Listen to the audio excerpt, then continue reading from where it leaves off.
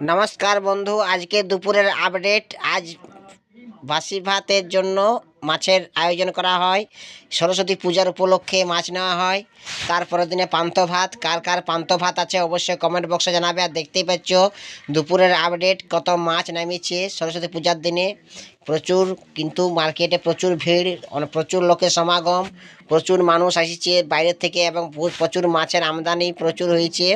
খুব সুন্দর দেখতে পাচ্ছ, মাছ কাটিং চলছে, প্রচণ্ড ভিড়, প্রচুর মানুষের সমাগম এবং মাছ কিনা বেচা চলছে।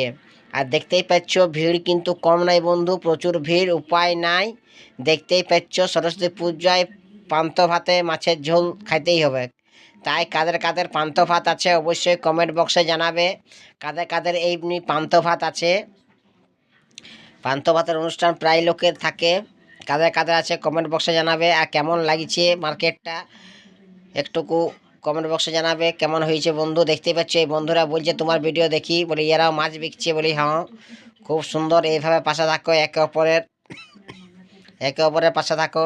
দেখতেই পাচ্ছ মার্কেট কিছুটা হালকা হয়ে আইলো। সকাল দিকে প্রচুর ভিড় ছিল বন্ধু, প্রচুর সকাল থেকে ভিড় ছিল প্রচণ্ড হারে।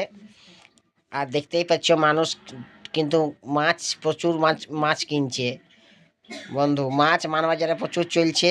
আপনাদের দিকে কেমন রেট চলছে অবশ্যই জানাবে। এদিকে 200, 250, 150 যেমন মাছ নেবে। মাছের এবছর আমদানি প্রচুর হয়েছে বাইরে, দেশি বিদেশি মেডরাসি ময়নার চারধারের মাছ আমদানি হয়েছে।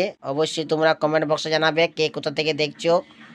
যদি নতুন বন্ধু হয়ে থাকো সাবস্ক্রাইব করে চ্যানেলটা পাশে থাকবে বন্ধু। ভালোবাসা অবিরাম, সবসময় আমি নতুনদের পাশে থাকি।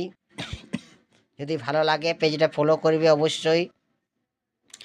টাটা বন্ধু, দেখা হচ্ছে অন্য ভিডিওতে।